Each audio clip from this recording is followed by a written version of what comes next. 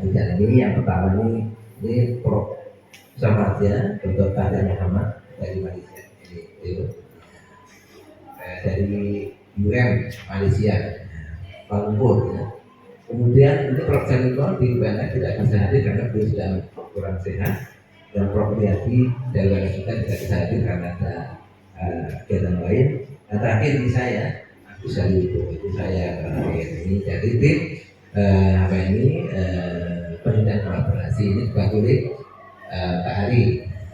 Kemudian agar dikenal saya juga ingin tahu nama ya yang di sini biar kita tahu namanya ini. Yang pertama ini Muhammad Jawar Main Nazir. Kemudian sampai saat ini salah menyebut pengucapan nama. Elsa Elizabeth Dokter ya. Vivi Ramadhani, Ayu Chandra Sasmita, Ardiani Putri Nobila, Muhammad Diki Syaputra, kemudian Siti Nurjana, Kuliah Beredar kita sama-sama. Melani Cerita Putri Pratiti, Ananda Putri Marbika, Sekretariat di Parestu, terakhir Anda Riyadi Kasmia. Oke, terima kasih ya, tadi menggunakan tugas ya, karena tugasnya sudah mudah ya, saya mendapat saja tidak benar dan salah. Terima kasih Anda sudah depan saya di dalam UTS. Selanjutnya nanti akan diteruskan oleh Prof. Bahtiar yang menyampaikan acara FGD pada pagi hari ini. Beliau berbicara dalam bahasa Melayu ya, jadi kalau coba paham ya, kalau ada boleh mohon diulang lagi apa mana ya, tadi saya terjemahkan kalau boleh pakai bahasa Jawa permohonan ya, ya sering jadi itu kan, jadi apa? Jadi susah ya, itu lagi ya. Lalu kita harus terima kasih pada Bu Ikan yang dari jurusan sadar ini yang memfasilitasi daripada Pak Siliono yang jadi hadir karena ada acara kejungan dari dari bidang wisata ini dan juga dari Islam. Kalau jelas pada jurusan akan itu yang memfasilitasi kegiatan kita pada jadi silakan nanti ada jadi dan publik mempraktekkan ya. Salah apa lah ya, ini ada boleh dalam bahasa Melayu, boleh dalam bahasa Inggris, boleh bahasa Indonesia, boleh ada bahasa Madura itu apa kamu ya? Maaf kalau kita orang termakan jadi apa kita budaya tidak bahasa sudah bermanfaat ya, itu saja kan silakan terima kasih Pak Gus. Untuk yang untuk santai lebih kepada untuk improve kompetensi. So, kompetensi komunikasi antar budaya yang efektif ini adalah modul training. Jadi trainingnya akan ada beberapa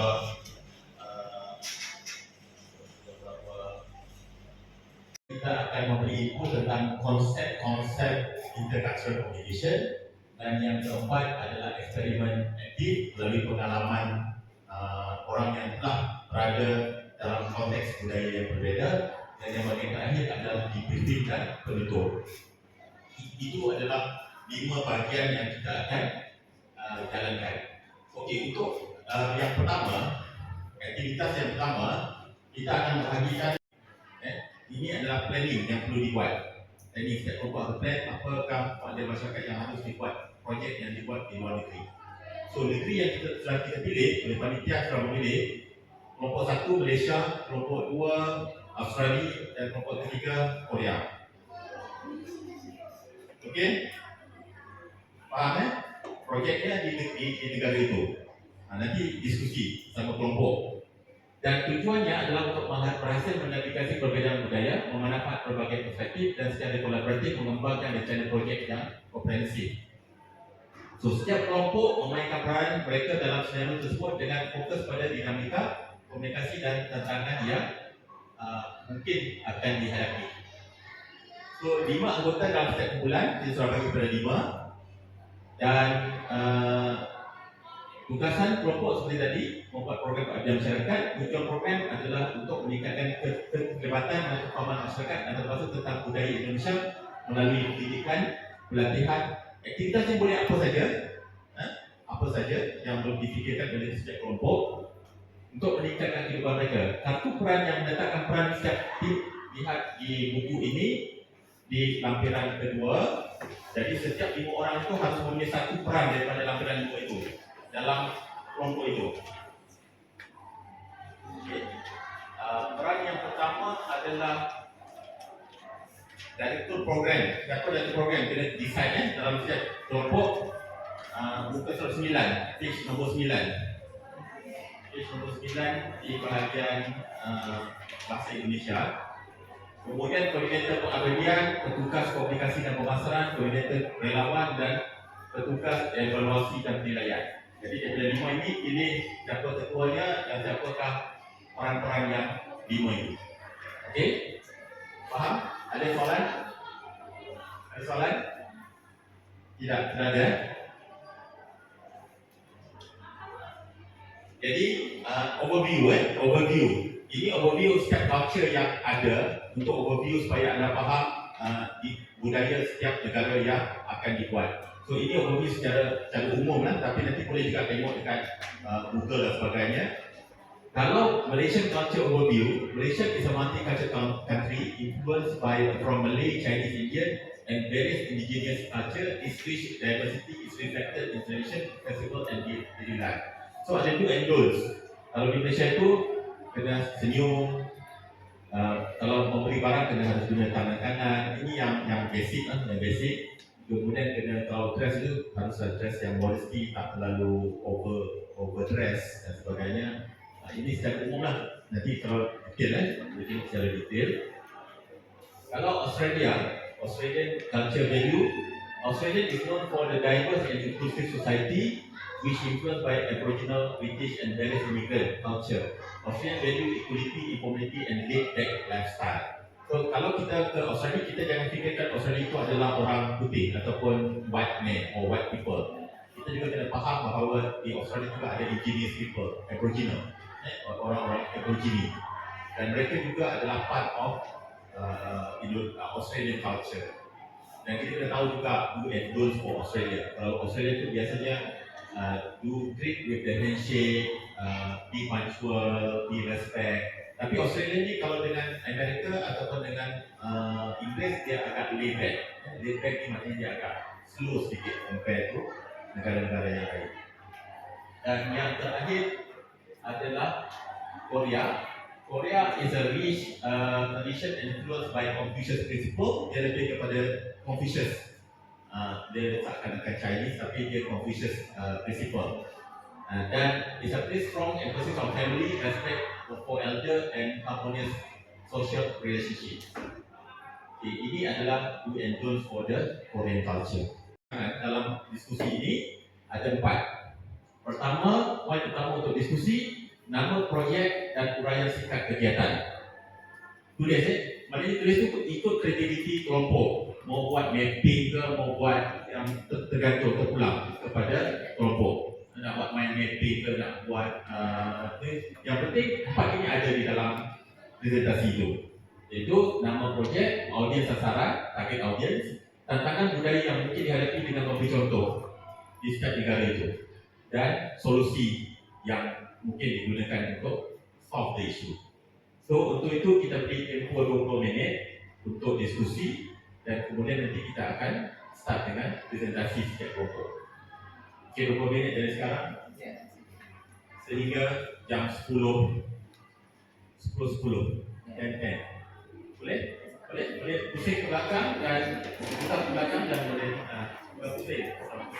pusing. Jadi itulah gambaran ini akan dilakukan ketua siapa, dilanjutkan masuk, kalau sudah siapa itu ditetap itu nanti ditetap objeknya apa, kemudian siapa, objek sasaran itu siapa, kepada siapa kan, masyarakat lokal atau mahasiswa atau apa. Ya kemudian karena kita orang Indonesia, karena di sana ada apa budaya apa, terus solusinya seperti apa itu ya. Kami ya. Seperti ini perlu kita belajar. Ya, KKN luar negeri, ya, KKN pengabdian luar negeri.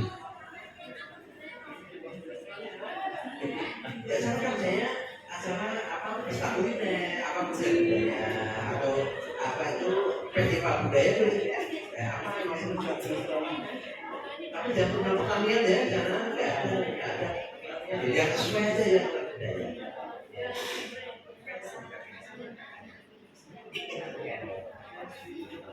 Oh iya, nanti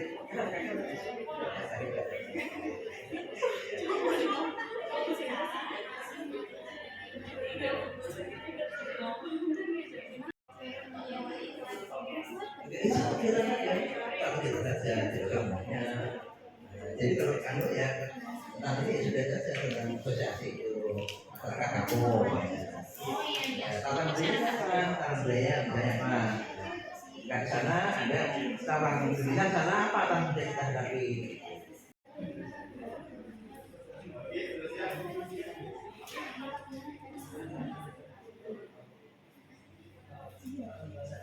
Mengembangkan small medium enterprise atau biasa di Indonesia disebut dengan UMKM itu di kampung Durian Runtuh.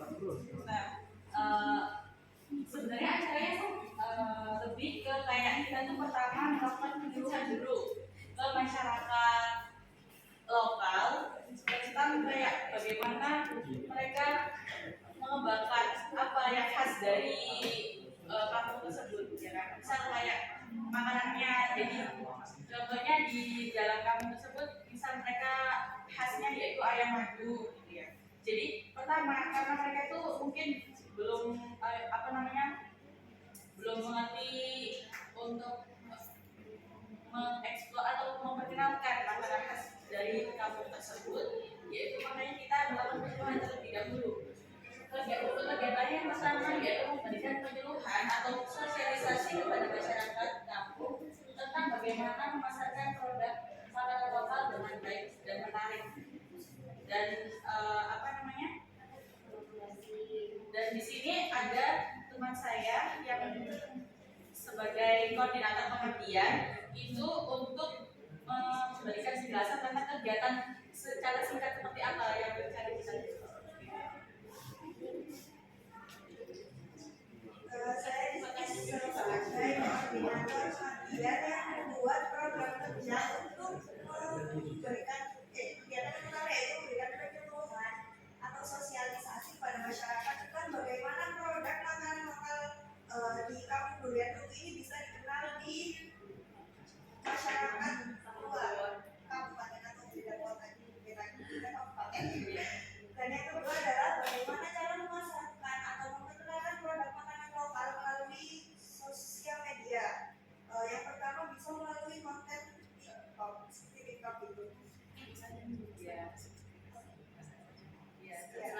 Selanjutnya ada teman saya Elsa sebagai petugas komunikasi dan pemasaran yang akan menjelaskan tentang bagaimana program kerja tersebut akan dilaksanakan. Baik, terima kasih.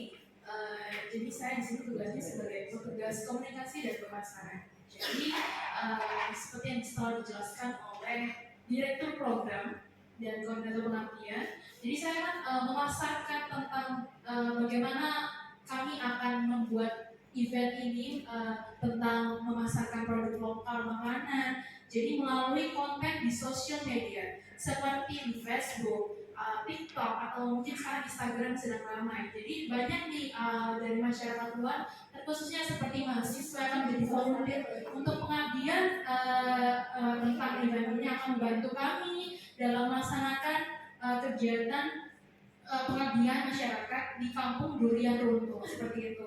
Jadi setelah kami akan tugas saya sebagai petugas komunikasi dan pemasaran, saya akan membuat banner poster tentang produk makanan lokal yang masyarakat telah. Jadi masyarakat nanti akan mendaftarkan diri untuk mengikuti event ini, begitu. Jadi kami akan membuat banner tentang event ini. Mereka akan memasarkan produk makan mereka, dan lalu juga bukan hanya kami yang akan terlibat, namun juga ada mahasiswa atau anggota masyarakat lain yang akan mengikuti event kami seperti itu. Jadi kami tidak akan sendirian.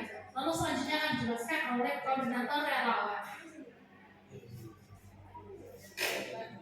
Posisi saya di sini adalah sebagai koordinator relawan yang untuk mengatur jadwal dan tugas tentang tugas dari relawan. Kemudian melatih relawan dari berbagai keterampilan dan juga ya volunteer, kemudian menyediakan segala dukungan administratif maupun hal yang lain, serta memantau dan mengevaluasi para volunteer dari UMKM. Selanjutnya setelah acaranya nanti eventnya berhasil dilaksanakan, pastinya nanti setiap langkahnya itu akan ada evaluasi di setiap kegiatannya. Nah, untuk evaluasi kegiatan ini, saya akan mengevaluasi efektivitas kegiatan ini itu kita ambil dari menampung aspirasi masyarakat, mungkin bisa berupa kuesioner setelah kegiatan. Sekian presentasi. Challenges-nya dan apakah solusinya? Jadi challenges dalam budaya antarkultural ini kan kita sebagai mahasiswa Indonesia yang sedang berkegiatan KKN di Malaysia itu pasti ada namanya misunderstanding tentang habits dan behavior. Meskipun kita mungkin sama secara dikenal sebagai masyarakat Asia, tetapi pasti nanti akan ada misunderstanding antara mungkin dengan masyarakat lokalnya gitu, antara kayak kita itu nanti pasti ada apa ya namanya kesalahpahaman, dan solusinya yaitu kita menjelaskan dengan baik dan mendengarkan apa aspirasi dari masyarakat lokal. Dan lalu kita meyakinkan kepada masyarakat bahwa program yang akan kita buat ini akan memberikan sebuah dampak atau perubahan yang baik bagi masyarakat di kampung Peneriku seperti itu. Oke, semuanya kita mau kami yang melakukan intercultural, apakah problem intercultural belum itu harus dipikirkan. Maknanya sebelum merencanakan satu program itu, apakah isu-isu intercultural orang mahasiswa dari Indonesia yang membuat program di Indonesia, apakah perkara-perkara yang expected yang akan menjadi masalah dalam budaya, mungkin dari segi bahasa, salah pahaman, mungkin dari segi makanan orang sesuai. Itu yang kita mahukan, bagaimana, apakah challenges itu dan bagaimanakah kelompok ini overcome the issue ataupun menyelesaikan, menjadi solusi kepada problem-problem itu.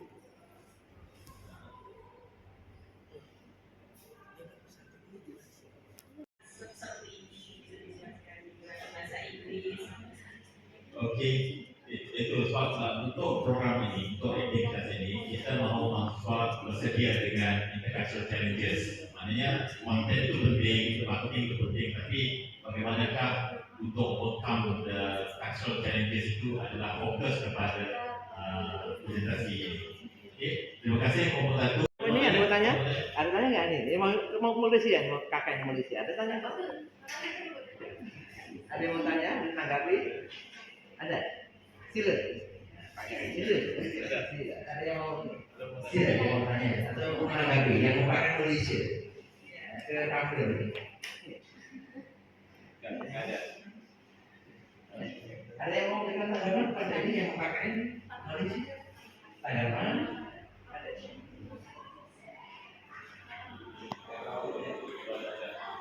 Ada? Oh iya. Terima kasih. Ya, kalau pada nomor satu. Australia. Oke, jadi Nah, jadi sebelum kita bikin event Indonesian Fest Japanese Culture ini, kita dilatar belakangi karena adanya pertama, karena jadi kita nantinya kedepannya akan bikin festival makanan, kemudian diakhiri dengan festival budaya. Nah, jadi tujuannya adalah jadi perbedaan pertama, makanan di Australia itu kan sebagian besar non halal, karena juga mungkin karena perbedaan agama juga kan. Kedua, karena kita ingin mengenalkan budaya Indonesia kepada masyarakat atau mahasiswa yang jadi audiens sasaran kami tentang bahwa budaya Indonesia itu ada cukup banyak beragam. Nah, jadi rincian acara kita itu mulai dari pagi ya. Oke, jadi sebenarnya sasaran audiens kita masih belum tahu sih kemana, tapi kita udah mendiskusikan itu. Kita ingin mahasiswa dari kampus-kampus di salah satu universitas di Australia, nantinya kita akan mengajak kolaborasi untuk membuat festival ini. Jadi festival ini tujuannya selain memperkenalkan tentang budaya dan kuliner Indonesia, kita juga ingin mendapatkan untuk menambah relasi.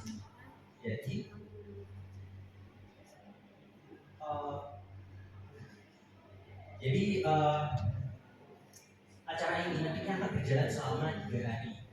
Nah, setiap harinya acara akan dimulai dari pagi hingga sore hari, yang selama acara tersebut akan diadakan festival makanan kuliner.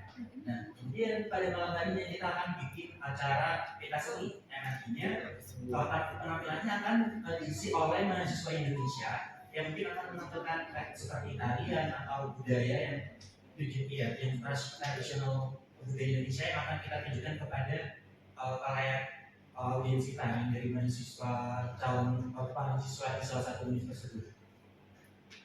Jadi di sini kita ada tantangannya juga. Nah, di luar negeri kan apalagi yang kita tahu di Australia itu alkohol dilegalkan kan, seperti minuman ya, tapi ternyata mereka tidak mau sebagai peminum alkohol gitu.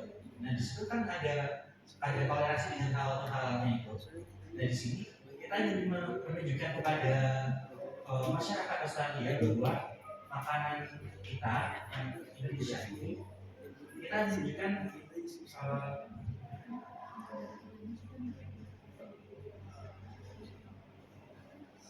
ya. Jadi walaupun makanan kita tanpa mengandung alkohol apa sejenisnya, makanan Indonesia juga terasa lezat gitu. Nah, di situ kita juga ingin menunjukkan kepada masyarakat Australia bahwa makanan halal itu seperti apa sih gitu. Apakah karena cuma pakai misalnya pakai daging sapi, daging ayam itu sudah halal gitu. Belum tentu kan. Kita juga menunjukkan bahwa mulai dari proses pengolahannya, alat masak yang dipakai, kita ingin menunjukkan hal tersebut bahwa itu juga mempengaruhi. Bahwa mungkin orang-orang di Australia mungkin berpikir, oh kamu kan muslim ya, Allah makan aja ayam gitu di restoran itu. Padahal di restoran itu juga jual babi gitu. Jadi kita yang memberitahu kepada masyarakat Australia bahwa bukan cuma dari bahan apa yang digunakan bahwa itu bisa diberi halal, bahwa prosesnya juga penting. Nah, jadi untuk festival kuliner nanti kita juga akan menunjukkan bagaimana prosesnya memasaknya. Kita juga memberikan edukasi kepada masyarakat Australia bahwa makanan halal seperti apa. Apalagi di Australia sendiri kan tidak semuanya ada kelompok masyarakat muslim kan, seperti itu. Kemudian untuk budaya jadi di akhir-akhir kita akan bikin pameran budaya kan. Pameran budaya ini nanti meliputi tampilan dari mahasiswa Indonesia sendiri yang akan menampilkan budaya Indonesia. Itu tujuannya untuk memperkenalkan. Kita ingin memperkenalkan kepada mereka bahwa Indonesia punya banyak sekali budaya yang jadi problemnya mungkin sebanyak sekali budaya Indonesia yang kayak diakui oleh negara lain seperti itu. Nah kita ini mengangkat hal tersebut bahwa enggak, ini punya Indonesia, ini bukan punya si negara A atau si negara B. Contoh aja misal mungkin mulai dari batik, jadi batik itu ada beberapa kali yang diakui oleh negara lain, atau mungkin dari makanan tertentu misalkan itu juga sebut beberapa kali dari sisi makanannya diakui oleh negara lain. Nah kita perlu mengasih tahu mereka bahwa enggak, itu punya kita Indonesia, itu dari identitas kita seperti itu.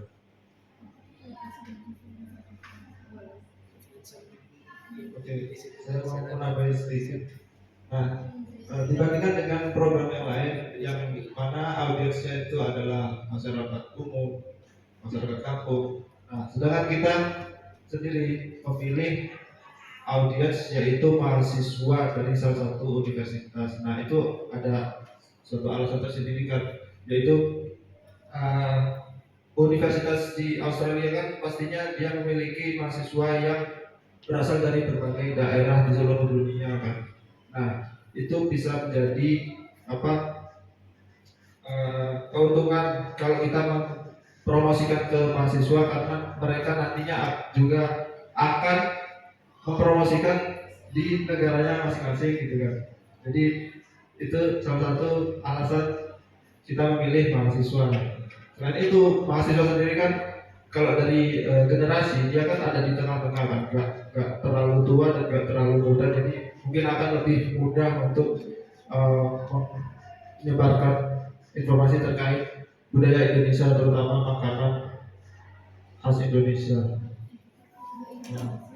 Berasal dari Indonesia, sementara di sana Australia menggunakan bahasa Inggris.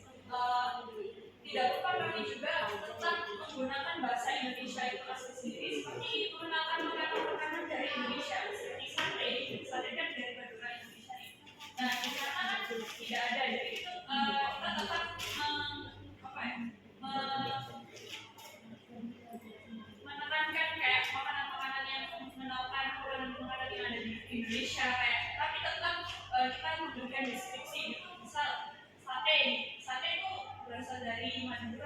Apa memahami budaya? Apa yang saya mahukan, bagaimanakah kelompok dua ini cuba memahami budaya Australia sebelum membawa budaya Indonesia ke sana.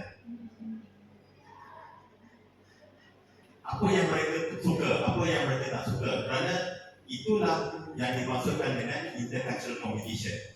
Memahami budaya setempat sebelum kita memperkenalkan budaya kita di tempat itu. Itu dia punya key kepada intercultural communication. Jadi kita boleh membawa budaya, tetapi dalam masa yang sama kita juga kena memahami budaya lokal. Lokal di Australia. Kemungkinan seperti makanan. Kalau di sana makanan dia ada sensitif ya. Contohnya tidak boleh pedas. Kerana ada kes-kes sebelum ini di mana kalau katalah dia makan makanan di dalam festival itu, dia makan di sakit perut, panitia program itu boleh disanksi. Ya. Kerana kurang memahami budaya setempat, memang kita akan jadi masalah di sana. Itu yang kita maksudkan ya, supaya program-program KKN ataupun Indonesia ini harus memahami budaya itu dulu sebelum kita membawa budaya kita sesuai untuk diperkenalkan dengan budaya setempat. Ini dalam konteks know my culture, understand other culture. Ada Pak Agus mau reflect? Oke, jadi mungkin belum disampaikan ya. Jadi bagaimana Anda semua itu satu kelompok menghadapi situasi ketika itu dengan budaya Australia dan gitu. Jadi saya akan jawabkan ya. Misalnya sana itu budaya tepat waktu ya, macam itu. Kemudian budaya tadi makanan juga kadang-kadang ada bagaimana kami ketika orang Australia itu banyak beras ya macam itu. Nanti jadi menyiapkan makanannya, satenya tidak ada kurangnya sedikit tabunya. Kami keterangan ini agak pedas, atau pedas tidak kemudian ini kurang pedas. Jadi saya macam itu. Jadi ada keutamaan kemudian juga ya. Ya kalau kita berbeda paling pasti itu apa? Kalau ketiga kita akan menemukan beberapa budaya yang berbeda, Pak. Jadi misalkan dari pertama, untuk rencana pertama itu bisa kita berikan tari kecak itu dipadukan dengan beberapa tari tradisional lain. Dan hari kedua kita mungkin ada penampilan wayang dari salah satu wayang yang ada di Jawa untuk kita datangkan ke Australia, mungkin mau beda dengan kita. Dan hari ketiga mungkin kita akan beri malam puncaknya, Pak, soalnya kan dari terakhir. Jadi kita akan berikan penampilan seperti dagel gitu loh, kayak simulan gitu. Karena apa? Karena korelasinya dengan judul yang kita ambil yaitu Java Festival. Jadi kita akan menampilkan lebih poinnya ke Pulau Jawa, Pak, nggak general ke Indonesia. Jadi kayak simulan gitu-gitu, terus pewayangan juga itu kan adalah salah satu budaya yang ada di Jawa, begitu, Pak. Itu katanya banyak mahasiswa dari asalnya mungkin bagi mereka alkohol itu yang kayaknya legal biasa, tapi mereka tidak mau disebut sebagai peminum alkohol. Nah, tadi seperti dijelaskan, lalu tujuannya menjelaskan presentasi itu, tujuan presentasi itu untuk memperkenalkan ke kami seperti apa. Maksudnya kalau ingin jadi maksudnya menjelaskan presentasi tentang alkohol tadi itu maksudnya ingin memperkenalkan ke kami kalau misalnya budaya sana tuh seperti ini, beda sama budaya Indonesia gitu, apa gimana? Ada alkoholnya, tidak mengandung alkohol gitu. Jadi kayak kalau misalkan mereka kalau di sana budayanya itu legal, kalau kita memberikan bahwa karena kita bawa konsep halal itu kita nggak ada alkoholnya. Jadi kalau mungkin mereka bilang kan ada saya pernah beberapa kali baca kalau di sana tuh makanannya kan mengandung alkohol itu mereka katanya lebih enak katanya seperti itu. Nah kita ingin menunjukkan bahwa tanpa alkohol itu enggak, kalau kita ingin menunjukkan bahwa rempah-rempah Indonesia itu juga bisa bikin masakan jadi enak juga. Jadi di situ Anda menjelaskan bahwa ingin menekankan bahwa budaya kami itu halal, kalau budaya kami itu non halal seperti itu. Ada penyebaran kayak gitu.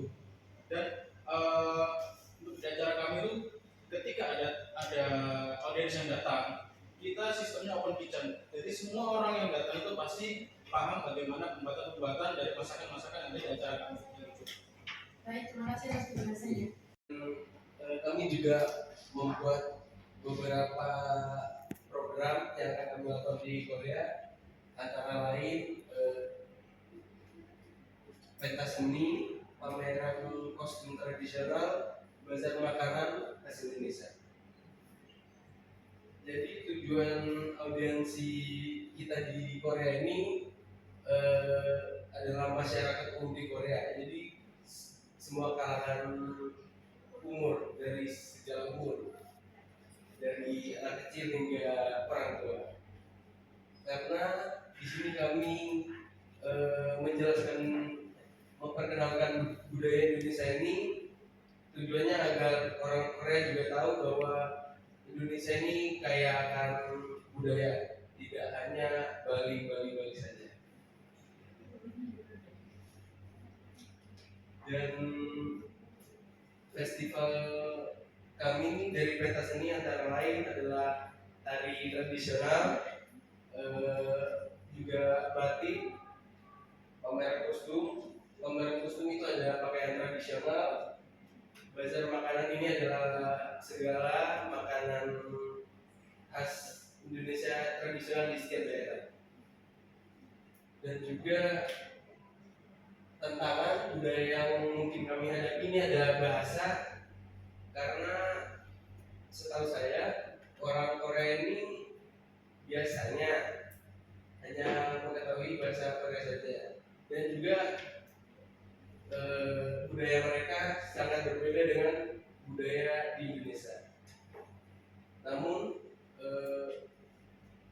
solusi-solusi yang kami berikan ini kemungkinan besar dapat menyelesaikan tantangan yang dihadapi. Contohnya kami kolaborasi dengan mahasiswa Indonesia dan Korea untuk apa ya, untuk lebih memahami bahasa Korea, dan juga jika kami ingin menjelaskan sesuatu itu tidak ada miscommunication dan misinterpretation. Dan untuk masalah makanan, kami tahu bahwa lidah orang Indonesia dan lidah orang Korea itu berbeda. Jadi kami di sini menyiapkan makanan-makanan khas Indonesia yang menyerupai atau mungkin yang dimix dengan rempah-rempah Korea agar lidah mereka tidak kaget dengan hal itu.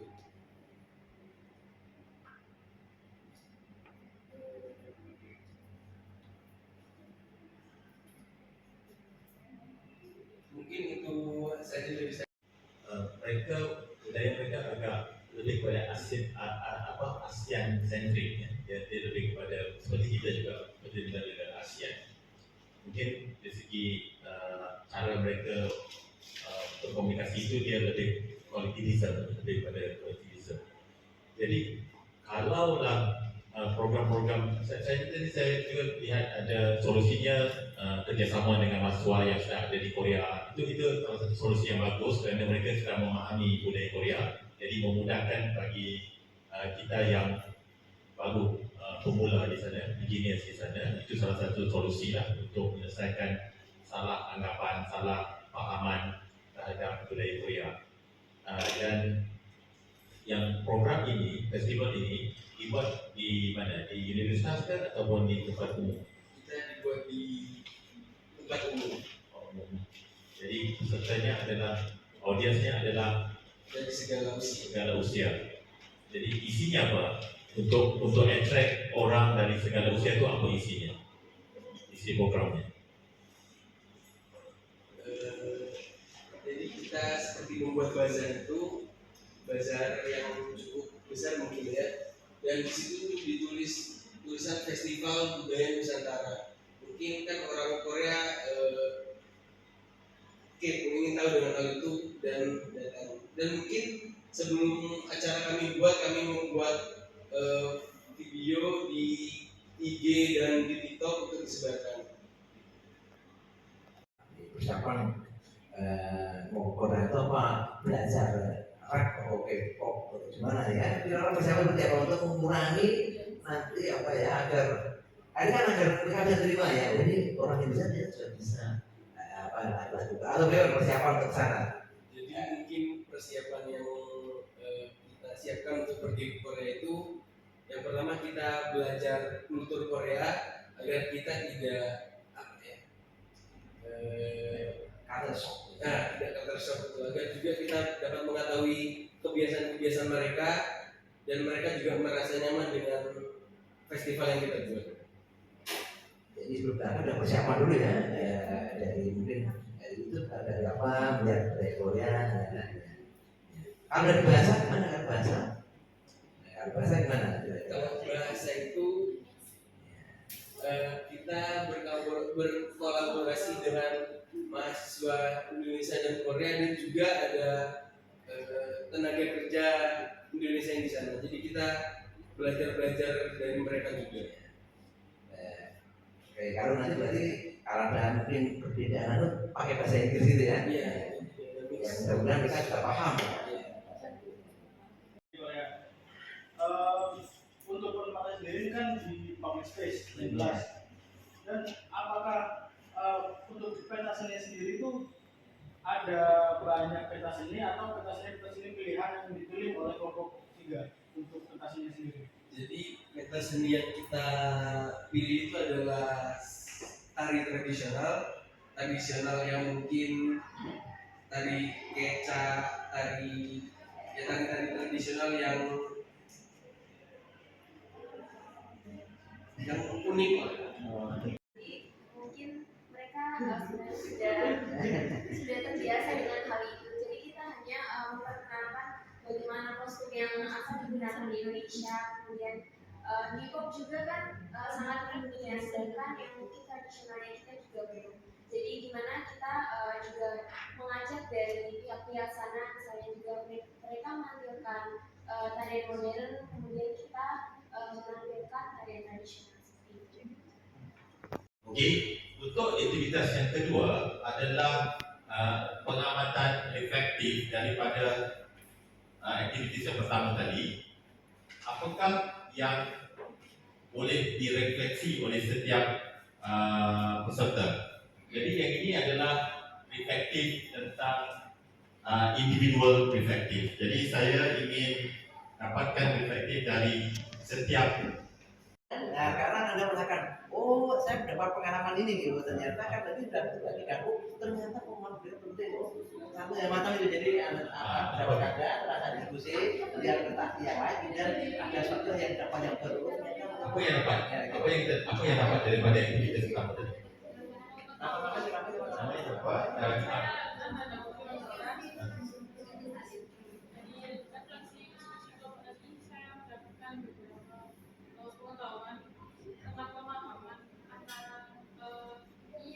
Sosial juga produk-produk mereka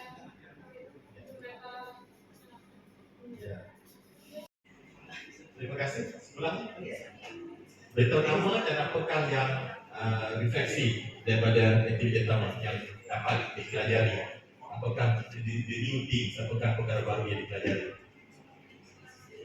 Nama saya Belinda Salsabila. Saya dapat itu setiap perbedaan budaya itu biar nggak terjadi misunderstanding, jadi setiap individu itu juga harus berusaha memahami konteks. Budaya lain, kita harus mempelajari bahasa dan budaya yang akan kita tanamkan terlebih dahulu agar tidak terjadi misunderstanding. Self reflection, bukan orang lain, refleksi sendiri. Sendiri. Sama. Refleksi sendiri. Atau refleksi daripada aktivitas. Beberapa negara, khususnya tadi fokus saya adalah Malaysia. Lalu perbedaan budaya ini tuh mempengaruhi interaksi, bisa terjadinya misunderstanding, kesalahpahaman. Jadi dalam melakukan sesuatu, orang-orang Indonesia lebih kepada kepercayaan melalui long term relation. Jadi selepas mengetahui tentang masyarakat, di manakah cara mereka, pola pikir mereka, kita kena faham juga konsep ethnocentrism. Ethnocentrism ini adalah suatu behavior yang melihat budaya lain daripada kacamata budaya kita. Dan kita rasa itu salah. Seperti minum alkohol tadi kan, kita tahu ethnocentris. Ini tidak bagus dalam kompetensi antar budaya. Orang yang mempunyai kompetensi dalam antar budaya ini, mereka tidak boleh terlalu ethnocentris. Dia lebih pada relativism. Yang kedua, superioritas budaya. Kita menganggap bahawa budaya kita the best in the world. Budaya lain tidak boleh menandingi, can compete our culture. Superioritas budaya juga mengandaikan budaya kita superior berbanding dengan budaya lain juga adalah salah satu konteks, salah satu elemen dalam ethnocentris.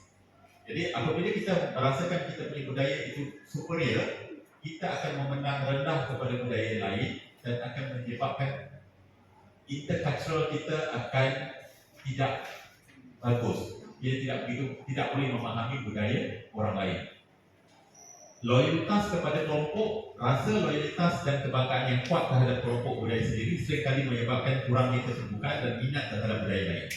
Jadi apabila kita migrate ataupun ketika mahasiswa belajar di satu negara baru, mereka tetap mengekalkan budaya mereka tanpa mahu menerima budaya-budaya lain. Itu dipanggil loyalitas, loyal kepada kelompok. Dan yang ketiga, yang keempat adalah resistensi terhadap perubahan budaya. Oleh kerana ethnocentrism terlalu menebal, menyebabkan mereka tidak mahu menerima budaya lain, walaupun budaya itu positif dan baik. Kerana dia menganggap bahawa budaya itu adalah satu budaya yang tidak sesuai dengan mereka. Jadi inilah antara perkara yang dipanggil ethnocentrism yang perlu ubah bagi banyak sekali orang. Dan untuk mengimbangi ataupun untuk as a contrast, satu yang berbeza dengan ethnocentrism adalah cultural relativism. Realisasi kemampuan untuk memperoleh pengetahuan baru dan praktik budaya. Yang keempat adalah attitude, dan kelima adalah kesedaran budaya British. Di wedding itu seperti kayak kalau misalnya di Indonesia itu biasanya kita yang sebagai tamu undangan maju ke depan saling di pelaminan bersama dengan pengantinnya. Tapi kalau di Malaysia tidak seperti itu, jadi kita tetap tunggu di duduk di tamu undangan kursi yang tersediakan. Lalu untuk behavior seperti waktu puasa, jadi kalau misalnya di Indonesia, kalau misalnya wanita yang sedang haid atau mens, itu biasanya kalau ingin makan atau pergi kemana pun tidak ada larangan. Tapi kalau di Malaysia, jadi wanita itu kalau lagi berhalangan itu tidak bisa makan atau belanja makan di luar. Jadi cuma bisanya take away, nggak bisa dine in. Lalu masalah makanan itu, lalu untuk bus. Jadi kalau misalnya naik bus, kalau di Indonesia kan culture-nya itu ya kalau kita naik bus bayarnya ke kernetnya gitu. Ini Pak, duitnya nih. Tapi kalau di Malaysia itu tidak ada kernetnya. Jadi membayarnya yang menaruh duit di kotak yang telah disediakan. Jadi harus menggunakan uang yang pas. Gitu. Jadi makanya tadi bilang, lalu mau bayar gimana gitu. Jadi harus menggunakan uang yang pas. Seperti itu. Budaya lain dan juga menghargai. Dari isi yang telah dipaparkan oleh Bapak bahwa konten tersebut sangat menarik dan juga sangat bermanfaat bagi saya. Penyelenggaraan Penyelenggaraannya